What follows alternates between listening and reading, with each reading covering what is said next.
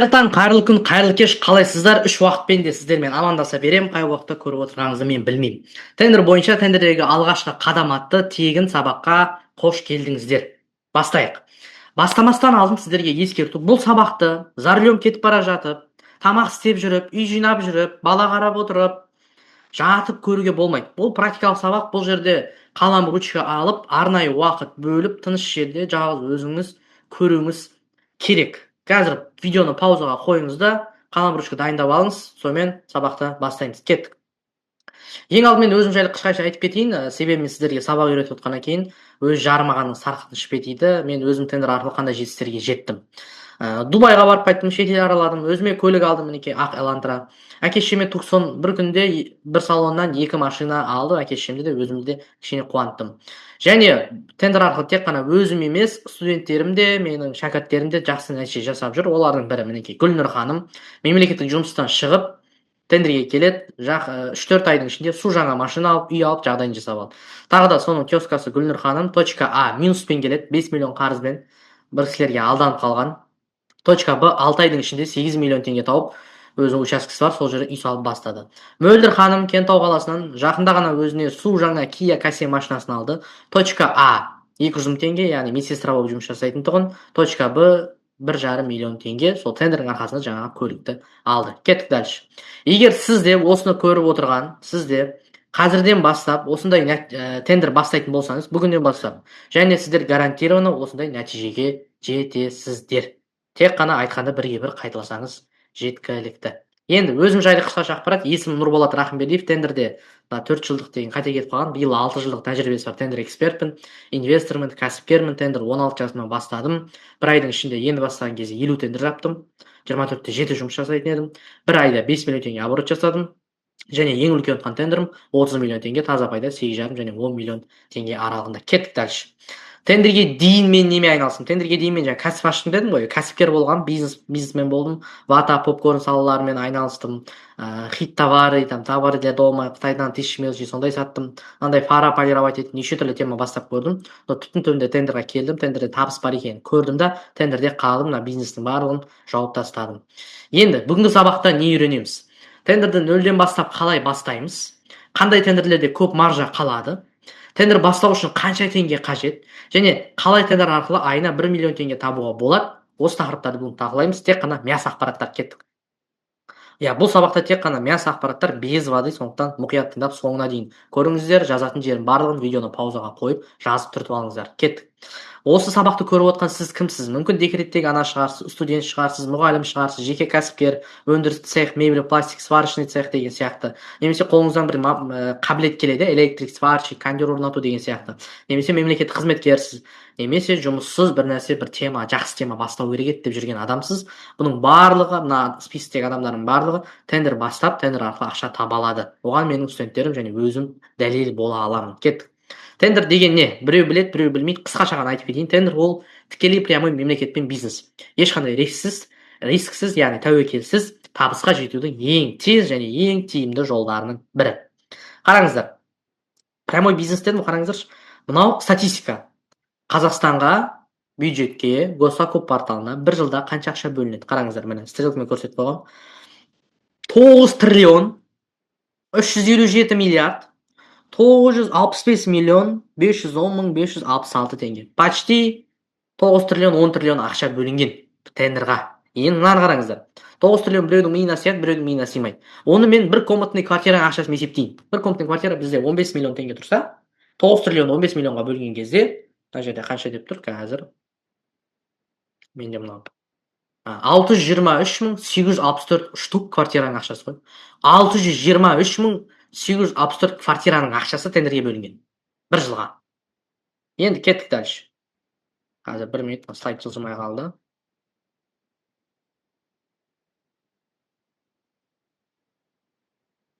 Міне кеттік. Енді тендер бастау үшін не қажет? Бізде не болу керек? Тендер бастау үшін бізде не қажет жоқ? Бірінші соны айтайын. Офис аренда, офис алып арендовать етіп менікіндей, склад, магазин, үлкен бір ақша, 4 миллион, 5 миллион, жоғары жақта нағашы, жиен, бажа, қайнаға, таныс, аға көке, арнайы бір білім, 4 жылдық бакалавр, докторантура, PhD, немесе бір тәжірибе кезінде сен тендерде тәжірибең болу керек, әйтпесе істей алмайсың дейді. Немесе қолыңда в наличии товар, наличии цех, наличии өндіріс болуы қажет емес. Мынаның барлығы қажет жоқ. Бұлсыз да тендер бастай аласың. Ал тендер бастау үшін не қажет деген кезде қазір сіздерге нақты көрсетемін. Қараңыздар, тендер бұл ешқандай рисксіз нөлмен тендер бастау жолы деген осы ғой сол. Ешқандай офис, аренда, анау мынау қажет жоқ. Тендер бастау үшін не қажет? Тендер бастау үшін ноутбук керек бірінші, СЦП ключ керек, ИП ашу керек, ИП-дан банковский счет ашу керек, және тендер бастап кетуге 15-20 мың теңге жеткілікті. Мынаның барлығы 50 мыңға ломбардтан нормальный ноутбук ала саласың, СЦП ключ тегін ашу, ИП ашу тегін, банковский счет ашу тегін, және 20 мың теңгемен бастап кете бересің. Енді тендерден біз қалай ақша табамыз? Қай жағынан қалай табамыз? Мысалы мен түсіндірейін. Мысалы бір мектеп, любой бір мектеп, өкімет қой, өзіне 400 комплект парта сұрады делік. Әр парта комплектісіне, яғни бір парта 2 орындығымен 23 мың теңге ұсынған, өкіметтің берген бағасы. Мектептің берген бағасы. 400 комплект, яғни 9 миллион 200 мың теңгеге тендер жарияланып тұр. Енді мебель цехпен сөйлесесің, әрбір комплект партаны 13 мың 500 теңгемен жасауға болады. Мен өзім тура 400 комплект партаны Ақтау қаласынан 20 км жерде Қызылтөбе деген ауылда мен орындағам. Мебель цехпен мен келіскем тура осылай 13 мың 500 теңге. Және сен 400 алатын болсаң, 5 миллион 400 мың теңге товарға кетеді. 600 мың теңге доставкасына кетеді. 3% налог 255 мың теңге кетеді. Яғни жалпы шығын бізде 6 миллион қанша? 6 миллион 255 мың теңге. 6 миллион кетіп қалған. Енді соның үстіне сен өзіңе ыңғайлы пайданы қойсаң болады. Может, 2 миллион қойсаң болады, может 3 миллион теңге қойсаң болады. Тура осылай біз арзанға алып, қымбатқа сатып, өзіміздің арамызда пайдамызды, долямызды аламыз. Бір сөзбен айтқанда біз посредник болып жұмыс жасаймыз. Ал енді тендер ұту үшін не істеу керек? Ол үшін бірінші осы Госзакуп порталына тіркелу керек, тендердің порталына. Пайда қалатын нормальный парта сияқты тендерді табу керек. Сосын тариф қосу керек. Тариф деген тендерге қатысуға болатын тарифтердің түрлері. Мысалы біз біреуге звондау үшін актив билайн тариф қосамыз ғой. Сол сияқты тендерге қатысу үшін арнайы тариф қосу керек. Және сол тендерге қатысу керек, және соны ұтып алу керек, апарып бересің. Апарып бергеннен кейін документациясын акт SF накладной жасайсың, сосын ақшаны түсіресің. Мына процесіне, ақшаны түсіруге дейінгі процестің барлығына бар болған 2 күн кетеді. Порталға тіркелу 5-ақ минут, пайда қалатын тендерді табу 3 сағат, 4 сағат кетеді. Тариф қосу 1 минут, заявка беру 1 минут, ұтқаннан кейін ұттың ба, товарыңды апарып тастауға 1 күн 2 күн кетеді. Ақшаңды 1 апта, 2 аптада аласың. Кеттік. Енді мен сіздерге осыны наглядно практика жүзінде көрсетіп дәлелдеймін. Мысалы қараңыздар. Бір туалетный бумаганы тендер. Мен бұл жерде суретпен емес, нақты Госзакуптегі шығарып тұрған тендермен көрсетейін. Қараңыздар міне. Сіздерге нақтысын көрсетемін. Мысалға вот туалетный бумага деп. Міне, туалетный бумаганың тендері. Туалетная бумага. Досторская школа интернат сұраған. Бумага, туалетная, качественная бумага от отечественных производителей деген. Цена за ет деген, цена за единицу, яғни бір штук бумагаға, бір рулонға 141 теңге өкіметтің ұсынған бағасы. Тендердің шығып тұрған бағасы. Бұларға қанша рулон керек? 10 мың рулон керек екен, яғни тендер 1 миллион 410 мың теңгеге жарияланған. Енді кіріс шығысты есептейік. Кіріс шығыс есептегенде қараңыздар. Бұл бумага оптовикте оптымда 40 теңгеден әр рулон. Бізге қанша теңгеде ұсынып тұрған еді? Бізге ұсынып тұрған бағалары жаңа 141 теңге. Енді 40 теңгеден 10 мың рулонға көбейтеміз. Қанша болады? 400 мың теңге болады. Доставкамыз бар, оған 50 мың теңге шығын кетеді. Налог төлейміз, оған 30 мың теңге кетеді. Сонда жалпы шығынымыз 480 мың теңге. Тендердің. Ал тендер 1 миллион 400 мыңға жарияланған, шығының 480 мың теңге. Нормально ма? Әрине нормально. Енді сен бұның үстіне қанша пайда қойғың келсе, сонша пайда қоясың. Бірақ қатты құнығып кетпеу керек. Үстіне 1 миллион теңге көрем деп тұрған бағамен ұсынуға болмайды. Себебі бұл жерде конкуренция деген нәрсе бар, бағаны төмендету деген нәрсе бар, демпинг деген нәрсе бар. Сондықтан да үстіне 1-1 немесе 30-40%. Мына жақта мен среднем 500 мың теңге пайда қостым. Сонда біз 1 миллион 400 мың тендеріне 980 мың теңге өзіміздің бағаны ұсынамыз. Тендердің ережесі бойынша кім төмен баға ұсынады, сол ұтады. Болды. Сондықтан да егер конкурент көбейіп кетсе, бағаны төмендей береміз. Конкурент аз болса, бағаны нормально береміз. Конкурент мүлдем жоқ па, 2 адам ба, онда 1 миллион 300 мың береміз. 1 миллион 350 мың береміз да, вообще 1-3 пайда көреміз. Міне, тендер деген осы. Нормальный пайда қалатын тендер тура бағанада тауып аласың, арзан бағада оптовикпен келісесің, доставкасын, шығын, налогын бәрін есептейсің, және үстіне өзіңнің пайдаңды қоясың да, ұсынасың. Ұтсаң ұттың, ұтылсаң ұтылдың. Ұтылсаң сен ешкім ұрыспайды, ұтсаң апарып бересің, ақшаңды аласың. Бітті. Тағы бір пример келтірейін. Так, бұл тендерді мен мына жаққа дайындап қойдым сіздерге. Так, міне қараймыз. Лампа светодиодный сұраған, тоже Атыраудағы Доссорский. Жоқ, бұл Радомға сұраған екен. Радомға сұраған. Лампа светодиодный Т8. Қараңыздар, цена за единицу 2000 теңге. общий 500 штук сұраған, яғни тендер 1 миллион теңгеге жарияланған. Енді кіріс шығысты есептеп көрейік. Тендер 1 миллион, әрқайсысы 2 мың теңге. Міне, мынау аптабектегі дайын скриншот, міне, тура сол T8, G13, 18 ватт, міне, осы характеристикаға келетін, міне, 650 теңгеден тұр. Бізге олар әрқайсысын қаншадан шығарған еді? 2000 теңгеден ұсынған, үкіметтің берген бағасы. Біз оны 650 теңгеден таптық аптабектен. Енді 650 теңгені көбейтеміз, 500 штук аламыз ғой. 325 теңге товарымызға кетеді. Доставкамызға 30 мың теңге кетеді. Налогымызға 25 мың теңге кетеді. Жалпы шығынның бәрін қосқанда 380 мың теңге. Ал тендер 1 миллионға жарияланған. Үстіне 500 мың пайда қойсаң да болады, 300 мың пайда қойсаң да болады, 100 мың пайда қойсаң да болады. Әрине бұл кезде уже конкурент санына қарайсың. Тағы қайталап айтамын, конкурент саны көп болса, бағаны төмен береміз жеңу үшін. Конкурент орташа болса, бағаны орташа береміз. Конкурент мүлдем аз болса, онда потолок бере береміз. Қандай жағдай болмасын, ұтудың амалын жасауға болады. Мінекей, қараңыздар, 1 миллион теңге тендер, шығыны 380 теңге. Бірге бір пайда көруге болатын тендер. Дальше кеттік. Енді тура осындай тендер тауып, осындай бірге бір маржа көру үшін сіздерге керегі, жалпы айтқанда, осындай тендер табасын, бағанағы сайтта тұрған оптовикпен келісесің, количество бағасы доставкасын, бірақ просто по телефону келісесің, бірақ сен товар сата алмайсың, просто договариваешься и все. И просто бағасын келісесің, кіріс шығысын есептейсің да, тендерге заявка бере саласың, өзің бағаңды ұсынасың. Егер ұтылып қалсаң тендердан, конкурент көбейіп кетті, ұтылып қалдың, иә, ештеңе етпейді ғой. Сенен біреу 1 теңге төмен берсе ұтылып кетеді да бұл жерде. Сондықтан везениеге байланысты. Егер ұтылып қалсаң, ешкім ұрыспайды. Сен анаған уәде беріп қойдың ғой, товарды алуым керек, заклад предоплата керек емес. Ал енді қара, ұттың ал, ұтып алдың. Ұтқаннан кейін ол тендер жыбы, железобетонны сенікі. Яғни сен ол тендерді, товарды сатып алып, мекемеге апарып беретін болсаң, 2 апта, 1 аптаның ішінде пайдаң мен ақшасы шотыңа түсуіне гарантия бар. Яғни тендерге салған ақша тез ақталуына гарантия бар. Қазақстанда қандай бизнес бар? Салған ақшаң 2 аптада, 1 айда ақталатын. Ешқандай бизнес жоқ. 10 миллионға донерка аш, 10 миллионға PlayStation клуб аш, 20 миллионға кофейня аш, женская одежда аш, салон красоты аш. Қашан ақтайсың оны? Вопрос. Еще ол бизнестің атама, атпай ма? Бір құдай біледі оны. Қазір бизнес ашу өте тиімсіз, қазір өте қиын. Сондықтан да тендер ол табысқа жетудің ең тез, ең тиімді және тәуекелі аз бизнестің түрі. Бұл да бизнес қой, мемлекетпен бизнес та, бірақ тәуекелі өте аз. Дым сәтсіз жоғалтпайсың, только пайда табасың. Кеттік дальше. Тура осы мына схеманы қолданып, менің табысқа шыққан студенттерім бар. Бай жігіт студент, жасы 21-де, кеше ғана 21-ге толды, апрельде. Студент туризмде оқиды, 50 мың теңге стипендия алып жүрген бала, қазіргі таңда 25 миллион теңге оборот, таза пайда 4-5 миллион табады айына. Енді бұл кішкентай баланың қалай 25 миллион оборот жасады десеңіздер, бұл менің партнерім. Қазіргі таңда менің курсыма келген, еті тірі пысық бала болғаннан кейін қасыма командама алдым. Қазір бірге жұмыс жасаймын, сондықтан оның оборот өте үлкен. Енді Фатима ханым декретте ғана .А 0 мен минуспен келген. Маған дейін бір тендерштен оқыған біреуден, ол дұрыс үйретпей, оны косякқа тығып ғой. Сол косякпен келіп, косягын шешіп беріп, 600 теңгеден жоғары табысқа жетті. Б.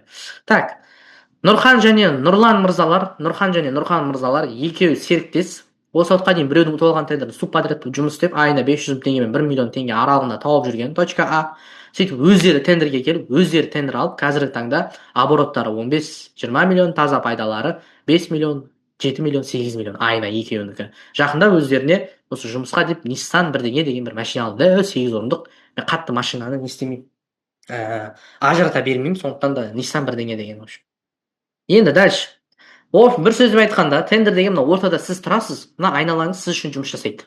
Міне, нормально қалатын тендер табасыз, есептейсіз, шығын есептейсіз, үстіне пайдаңызды қоясыз, үстіне баға бересіз, ұтасыз, товар апарасыз, осылай оборотта жүресіз ғой, тек қана оборотпен өмір сүресіз. Үстінен сіз как посредник ретінде арзанға алдың, қымбатқа саттың. Енді қараңыздар, сіздерге 2025 жылғы былтырғы тендердің статистикасын түсіндіріп кетейін, айтып кетейін. Бізде тендерде конкурент көп, қазіргі таңда тендер ұту қиын деп айтады. Қараңыздар.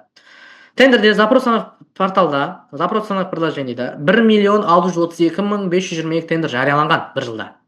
Оның 713 415-і орындалған, исполнен болған, 883 162-сіне ешкім адам баласы қатыспаған, ал 8464 отмен етілген. Неге енді мына тендерлерге ешкім қатыспаған, мына тендерлер неге отмена болған? Себебін түсіндірейін. Әшейін өзінен ешнәрсе болмайды ғой. Себебі Қазақстанда тендерге қатысушы поставщиктер саны өте аз. Қазір соны дәлелдейін. Қараңыздар, мысалы, мынау порталдағы кәдімгі дәлел. Реестр участников государства, реестр участников деген қатысушылар реестрі списогі.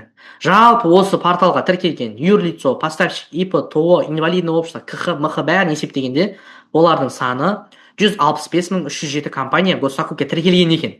Бісміллә, тендер бастайын деп. Енді мына жақта мынандай бір значок бар. Неактивный поставщик деген кнопка бар. Мен соны басып, найтиді басқан кезде, яғни қазіргі таңда неактивный саны 139.259 неактивный. Почти 140 мың ғой. Жаңа тіркеліп тұрғандар общий саны 165 мың еді. Бірақ 140 мың неактивный. Сонда қаншасы активный? 26 мың. 30 мың теңге, 30 мың участник қана активный да. Енді 26 мың активный поставщик бар. Қазіргі таңда тендермен айналысып жатқан. Ал жаңа Қазақстан қанша ақша бөлінеді дедім? 10 триллион, 9 триллион бөлінеді.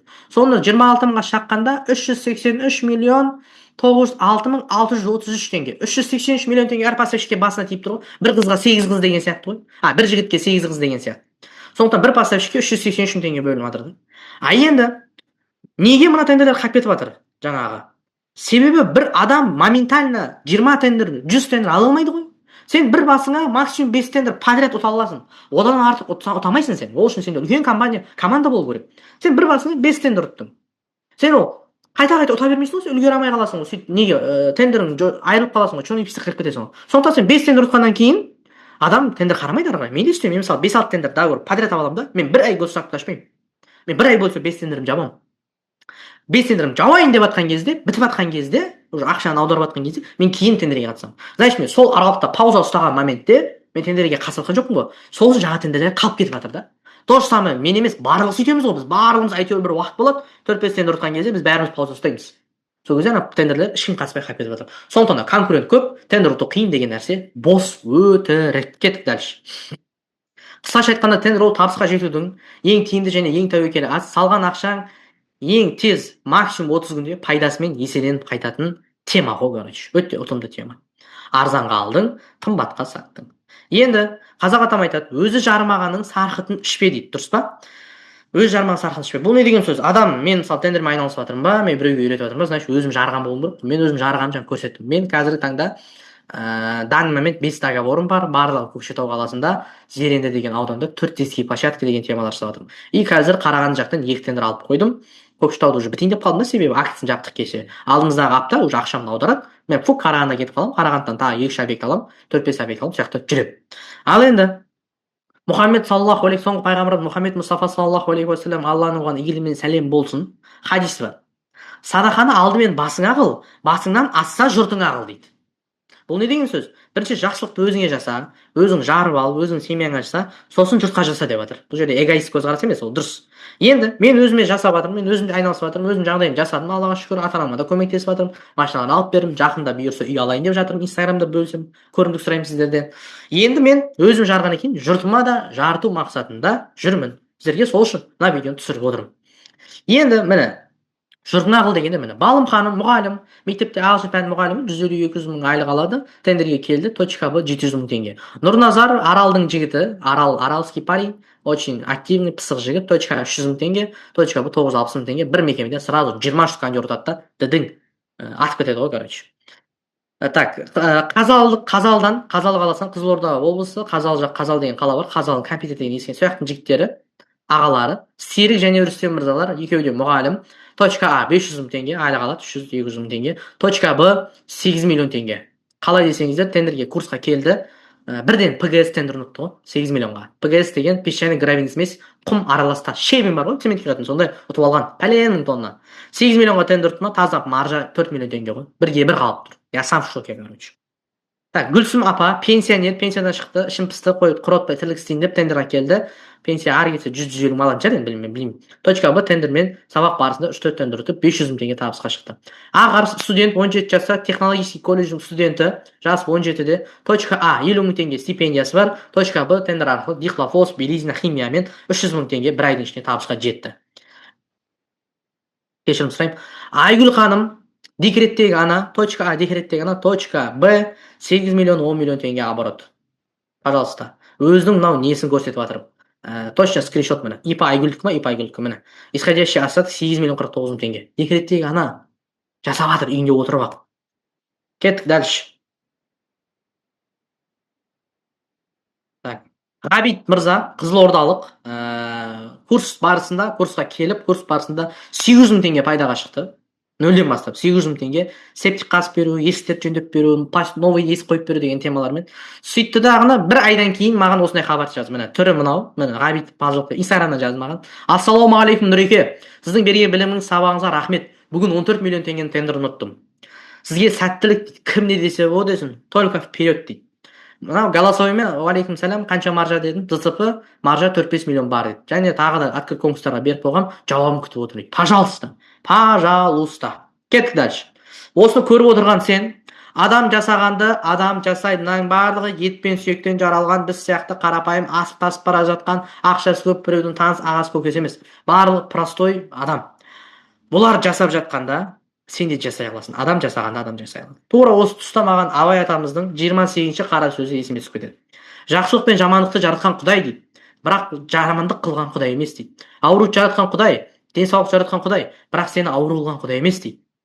Байлық жаратқан Құдай, кедейлік жаратқан Құдай, бірақ сені кедей қылған Құдай емес дейді. Осыны ұқсаң болар дейді. Алла тағала біреуге байлық беріп, біреуге байлық бермей қоятын аллахор саудагер емес. Или сендер Алланың бір жерде таратып жатқан малы бар, естіңдер ма деген жалғасы бар, өте ауыр айтқан. Сондықтан да табыс табуыңыз, өмірді өзгертуіңіз, өз тағдырыңыз, өз отбасыңыздың болашағы, өз бала-шағаңыздың, өзіңіздің болашағыңыз тек қана өзіңіздің қолыңызда. Біз жай ғана сіздерге себепшіміз. Бірақ адам жасағанды қайталап айтамын, адам жасайды. Егер сізде осыны көріп отырған жан, мен және менің студенттерім сияқты тендер арқылы нөлден бастап тендерді айына кемінде 1 миллион теңгеден жоғары табысқа шыққыңыз келсе, реально шыққыңыз келсе, вот өз-өзіңізден сұраңызшы, мен реально тендермен айналысып 1 миллион теңге тапқым келе ме, келмей ме деп өзіңізден сұраңыз. Реально солай болса, онда менде арнайы сіз үшін тендермен айына 1 миллион теңге таппау ұят атты арнайы жеке наставничество, жеке менторлық курсы ұсынамын. Жеке өзіңізге. Тура осылай жеке өтіп отырмын сабақты, үлкен 1000 адам өтіп жатқан жоқпын ғой. Сізге өтіп отырмын. Сондай менде жеке менторлық курс бар. Бұл сабақ форматы онлайн өтеді. Онлайн дегенге бізде ой болмайды, қалай түсінбеймін ғой деп ойлауы мүмкін. Жоқ. Менің онлайн сабағым жұрттікіндей WhatsApp чатқа қоса салып, видео сабақтар бере салып, ары қарай өзің істей бер деп голосовой түсіндіріп отырмаймын. Менің онлайн сабағым Zoom-да, тікелей эфирда, тура осылай бетпе-бет және жеке өзіңізге онлайн жеке форматта өтеді. Нөлден бастап тендер ұтуға дейін, ұту және ұтқаннан кейінгі қадам толық жүйе үйретіледі. Кіріспе қалай, тендердің қандай түрлері бар, тендерге қатысу, заявка беру, қандай документ дайындау керек, тендерді ұту стратегиясы, ұтуға әсер ететін факторлар, конкуренция анализ деген сияқты. Ұтқаннан кейінгі документация, қандай договорға қол қоямыз, накладной акт, СФ, АВР, счет фактура, форма 1, форма 2 деген сияқты. Және конкуренттерге анализ жасау. Қай темада конкурент аз, қай темада конкурент көп. Және ұтатын бағаны дұрыс қалай беру керек, соның формуласы. Және айына кем дегенде 500 мың теңге мен 1 миллион теңге табыс табудың нақты қадамдары осы онлайн жеке менторлықта без воды, а до я, соқырға таяқ ұстатқандай, тайға таңба басқандай етіп үйретемін. Кеттік дальше.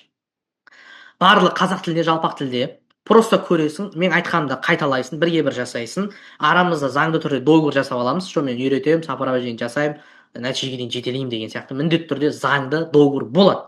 Және айына 500 мың теңге мен 1 миллион теңге және одан ары қарай табыс табуға болады. Соқырға таяқ ұстатқандай, тайға таңба басқандай. Курс қанша күн болады?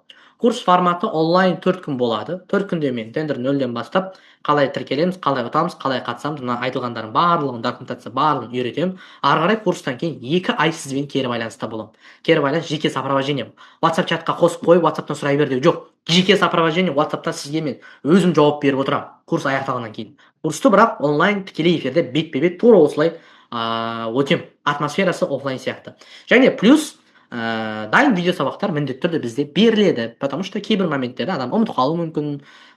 Жаңадан порталға тіркелетін кезде сондай шпаргалка ретінде мен видео сабақтарды міндетті түрде беремін. Және сол видео сабақтарға доступ біреулер 6 ай 1 жылға доступ береді ғой. Менің доступым қайтыс болғанша қиямет күніне дейін доступ беріледі. Яғни мәңгілік деген сөз. Кеттік дальше. Міне онлайн зуммен дегенге дәлел, міне мен онлайн сабақ өтіп жатқандарының скриншоттары. Міне жеке өзіне өтіп жатырмын, міне жеке өзіне өтіп жатырмын, міне жеке өзіне өтіп жатырмын, мынау мен, міне жеке өзіне өтіп жатырмын, мынау түріммен. Ұқсап тұрмыз ба? Ұқсап тұрмыз. Енді барлықтарыңызға бағасы қанша теңге тұрады соғыс болып тұр ғой. Одан бөлек бағанағыдай жақсы маржа қалатын тендерлерді табуға көмектесуге сіздерге мынандай оптовиктердің тізімін береміз. Міне дайын оптовиктер, мыло, полилер, картридж, средства, анау барлығын номер телефондарын осы сіздерге береміз. Осылай сіздер алғаш тендерлеріңізді ұтып бастайсыздар. Енді бәріңізге бағасы қызық болып тұрған шығар. Бағасын айтайын. Так, жеке индивидуальный, жеке наставничествоның бағасы 500 мың теңге тұрады. Шошып кетпеңіздер, жалпы мен бұл 500 мың теңгемен не айтқым келіп отыр. Бұл сабақтың құндылығы 500 мың теңге тұрады. 500 мың теңгеге татитын сабақ. Егер де сіз дәл осыны қазір көріп отырсаңыз менімен бірге, онда сіз менімен бірге соңына дейін болдыңыз деген сөз. Яғни сіз шыдадыңыз, маған сендіңіз, сабақты көріп отырсыз. Сондықтан да мен сізге қазір бұрын соңды болмаған, өмірімде мүлдем жасамаған, Құдай ақынан ұрсын деп айтайын, өллахи биллахи деп айтайын. Сондай мүмкін емес жасамаған мен өмірімде жеңілдік жасайын деп жатырмын. Мүлдем ондай жеңілдік жасап көрмегенмін, бірақ сіз үшін жасайын деп жатырмын. Егер соңына дейін жеткен болсаңыз, жеңілдікпен 500 мың теңгенің орнына жеңілдік 90% жеңілдікпен бағасы 49.990 теңге. Че там? Нормально ма? Нормально. Қараңыз, сіз 50 мың теңге төлейсіз. Мен сізге 4 күн бойы жеке өзіңізге тендерді нөлден бастап туға дейін сабақты үйретем. Плюс 2 ай сопровождение берем. Дайын видео сабақтар берем. Оған досты мәңгілікке қылып қойдым. Ақша тауып жетістікке жетуіңізге дейін контроль жасаймын да, жетелеймін да, сүйемелдеймін да. 50 мың теңге сұрап тұрмын да соған. Бірақ орын саны бұған шектеулі. Бұл скидка баға, әр нәрсенің өзінің құны бар. Бұл скидка баға бар болғаны 3 сағат қана тұрады. 3-ақ сағат. Қазір сіз сабақты көріп отырсыз ғой? Телефонды алыңыз, нешеде көріп отырсыз сағат? 12:30-да көріп отырсыз ба? 3 сағат па? Менікі 12:30 болып тұр ма? 3 сағат, 3:30-ға дейін сіз үлгеру керексіз на скидка бағамен сатып алу үшін.